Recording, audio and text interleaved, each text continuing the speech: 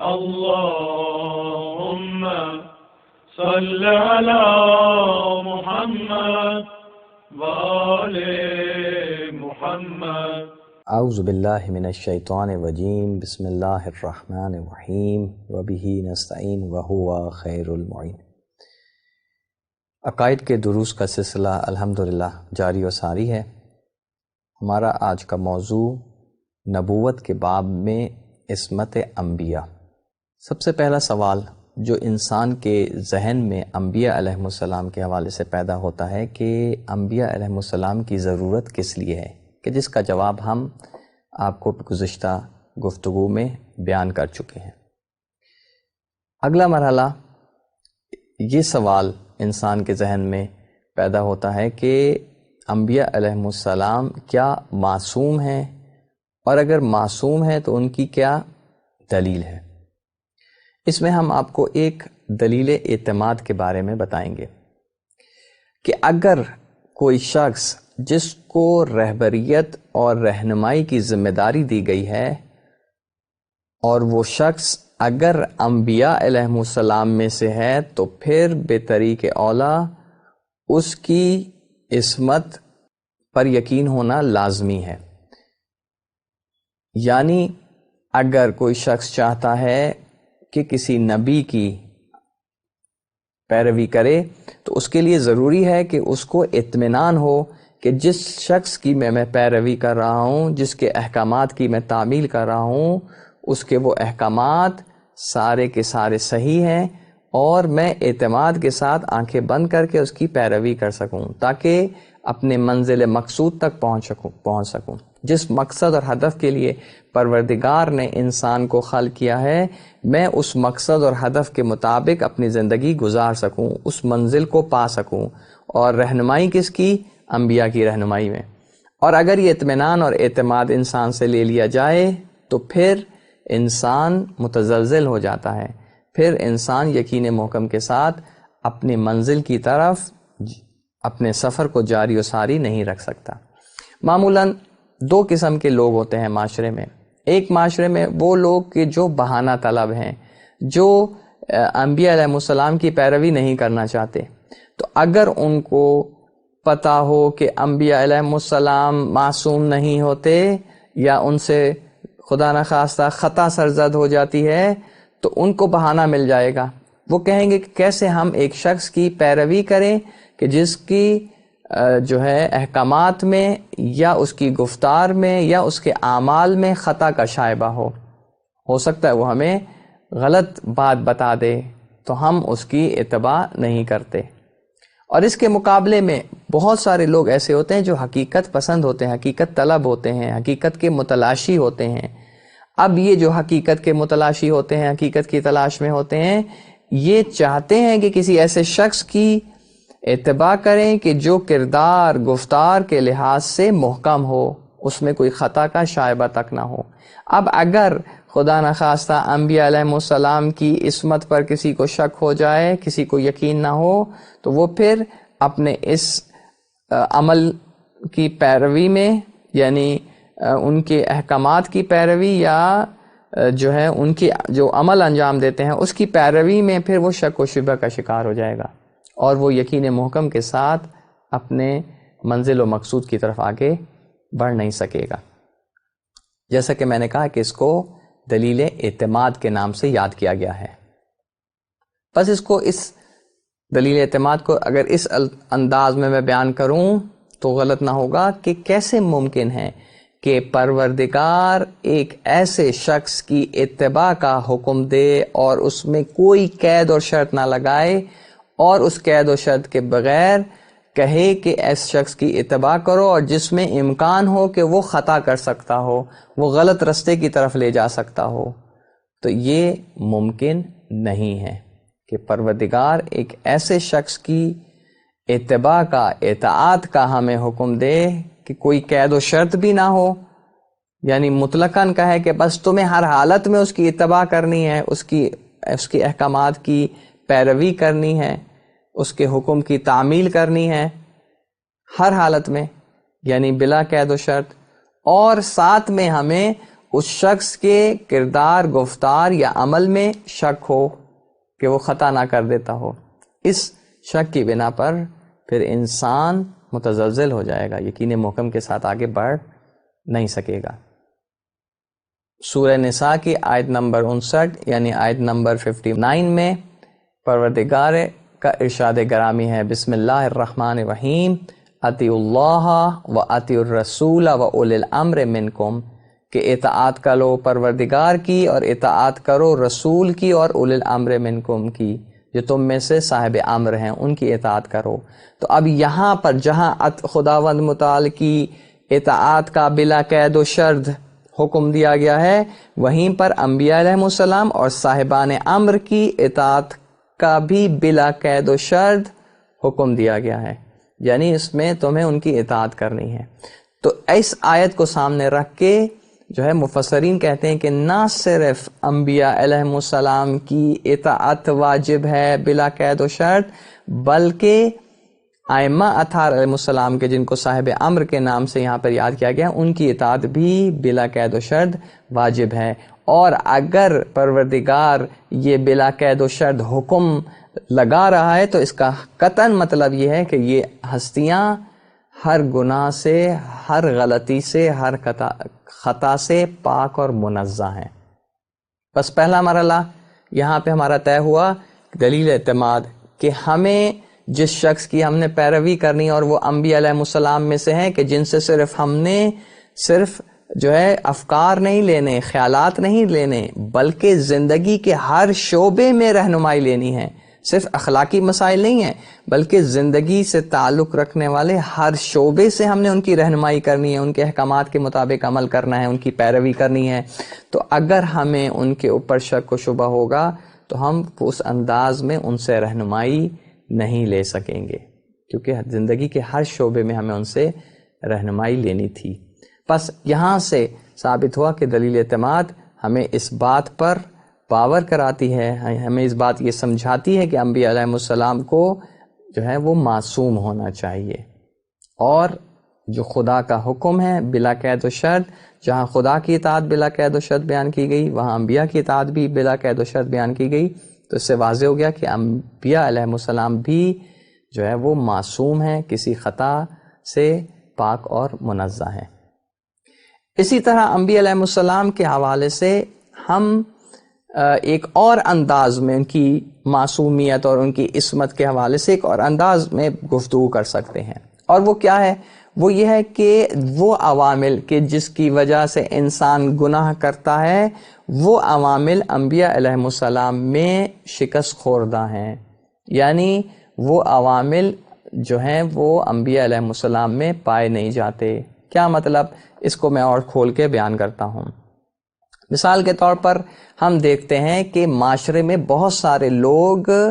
بہت ساری چیزوں سے، جو معاشرے میں بری چیزیں ہیں، اپنے آپ کو بچا کے رکھتے ہیں۔ خاندانی لوگ ہوتے ہیں تو وہ بہت سارے ایسے کام انجام نہیں دیتے کہ جو ان کی خاندان کی روایتوں کے منافی ہوں۔ اس کے علاوہ اس سے بڑھ کر ایسے کام نہیں کرتے کہ جو، مثال کے طور پر ایک گندی نالی ہے، آپ کے ہاتھ سے کوئی پھل اس گندی نالی میں گر گیا تو اب وہ فوراً اٹھا کے کھائیں گے نہیں، اس کو جو ہے وہ گندی نالی میں اگر وہ ہو گیا تو اس جو آپ پھل کھا رہے تھے اس کو اب اٹھا کے کھائیں گے نہیں، کیونکہ آپ کو پتہ ہے کہ یہ گندا ہو چکا ہے۔ یا معاشرے میں کوئی ایسا کام کہ جو معاشرے میں برا سمجھا جاتا ہے، عوام ان کاموں کو انجام دینے سے اکثر لوگ عوام الناس میں اجتناب کرتے ہیں، یعنی وہ اس معاملے میں ان کے ذہن میں خطور بھی نہیں جاتا۔ متاسفانہ یعنی معذرت کے ساتھ یہ جو مثال دینے جا رہا ہوں کہ مثال کے طور پر کوئی گندگی پڑی ہوئی ہے تو کسی کے ذہن میں بھی فطور نہیں کرتا، کہ ذہن میں ذرا سا شائبہ بھی نہیں ہوتا کہ میں جاؤں اور اس گندگی کو اٹھاؤں اور اس کو منہ میں رکھ لوں، کیونکہ وہ اس سے معصوم ہے۔ تو جس طرح یہ عوامانہ زندگی میں ہم دیکھتے ہیں کہ بہت سارے لوگ بہت سارے کاموں سے جو ہے ان کے بارے میں سوچتے بھی نہیں ہیں، اسی طرح انبیاء علیہ السلام جب معاشرے میں ان امور کو دیکھتے ہیں، ان کی گندگیوں کو دیکھتے ہیں، ان کی گناہوں کی غلاظتوں کو دیکھتے ہیں، ان کی ناپاکیوں کو دیکھتے ہیں، تو اس سے اپنے آپ کو دور رکھتے ہیں۔ تو یہ خود انبیاء علیہم السلام کی ذات میں وہ عوامل کی جس کی وجہ سے انسان جہالت کی وجہ سے، نادانی کی وجہ سے، سستی کوتاہی کی وجہ سے، یا کسی چیز کو اہمیت نہ دینے کی وجہ سے جو ہے وہ کام انجام دے رہا ہوتا ہے، انبیاء علیہ السلام ایسے نہیں ہیں۔ تو معاشرے میں جب عام لوگ بہت سارے معاملات میں معصوم ہوتے ہیں تو انبیاء علیہ السلام بطریق اولا تمام معاملات میں معصوم ہوتے ہیں۔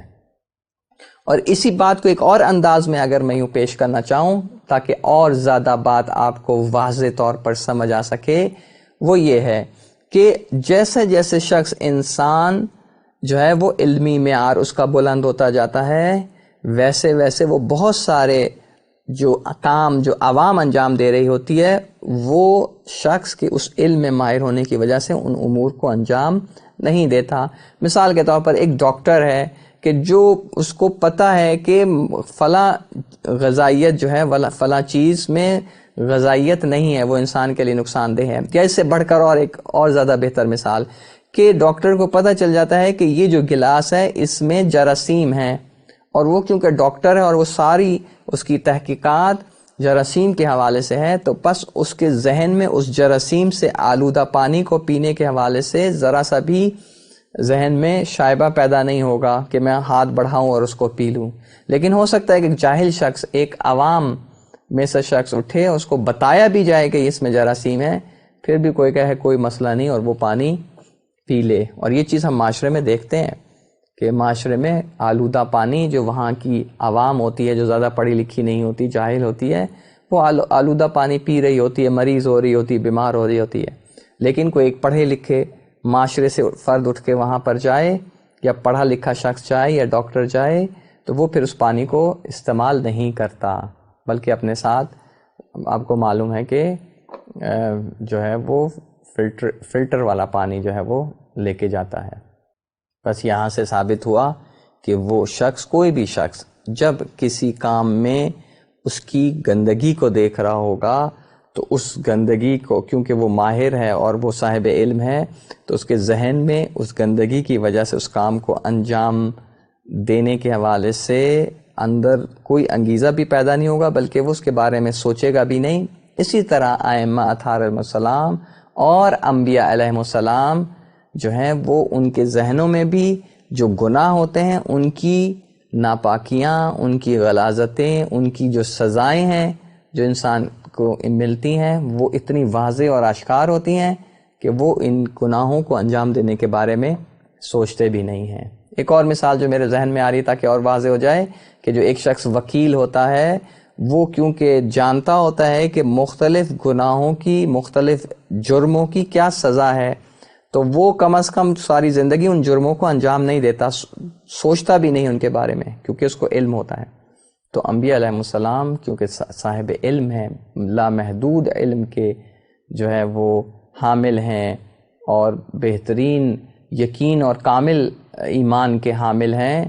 تو ان لوگوں کو کبھی بھی ان گناہوں کی طرف ترغیب نہیں ہوتی، وہ اس کی طرف رجوع نہیں کرتے، اس کے بارے میں سوچتے بھی نہیں۔ اب یہاں سے ایک سوال پیدا ہوتا ہے، سوال یہ پیدا ہوتا ہے کہ کوئی ایک بات کہے کہ اگر کوئی شخص جو ہے وہ معصوم ہے، عصمت کے درجے پر فائز ہے، تو یہ خدا کی طرف سے ایک نعمت اس کو عطا ہوئی ہے، خدا کی طرف سے اس کو ایک درجہ دیا گیا ہے، تو یہ اس کی فضائل میں کیسے شمار ہوگا، اس سے یہ اس کی فضیلت کیسے شمار ہوگی، کیونکہ وہ تو خدا کی طرف سے مجبور ہے، خدا نے اس کو گندگی سے اور اس سے محفوظ کر دیا ہے، گناہوں سے اور خطاؤں سے محفوظ کر دیا ہے۔ تو اب یہ شخص کیسے جو ہے اس کا گناہوں سے دور رہنا، اس کی اور اس کی عصمت جو ہے اس کی فضیلت کی نشانی ہے۔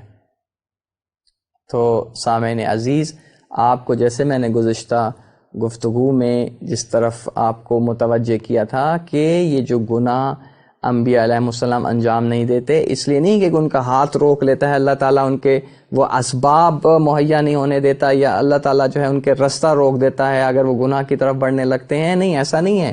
بلکہ وہ علمی لحاظ سے، شعوری لحاظ سے، فکری لحاظ سے اس قدر بلند سطح پر ہوتے ہیں کہ وہ ہر گناہ اور ہر خطا کی